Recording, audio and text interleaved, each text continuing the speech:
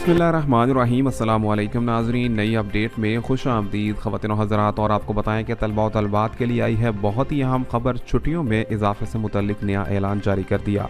आपको बताएंगे कि KPK यानी कि खैबर पख्तूनख्वा के बर्फ़बारी वाले इलाकों में 24 दिसंबर से 28 फरवरी तक छुट्टियां देने का ऐलान जारी कर दिया गया है।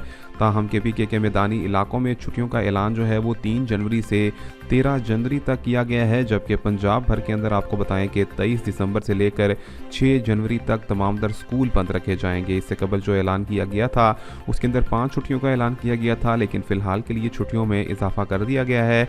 और ख़ास तौर पर KPK के बर्फ़बारी वाले इलाकों में, पहाड़ी इलाकों में जहाँ पर ज़्यादा बर्फ़ पड़ती है, वहाँ पर 24 दिसंबर से 28 फरवरी तक छुट्टियों का ऐलान जारी कर दिया गया है। और आपको बताएं कि सिंध हुकूमत ने भी 23 दिसंबर से 6 जनवरी तक छुट्टियों का ऐलान किया है, जबकि बताया गया है कि कराची में छुट्टियों को बढ़ाकर 13 जनवरी तक कर दिया जाएगा। लेकिन फ़िलहाल के लिए छुट्टियों का ऐलान जो है वो 6 जनवरी तक कर दिया गया है। मिलेंगे आपसे नई अपडेट में, तब तक के लिए अल्लाह हाफिज़।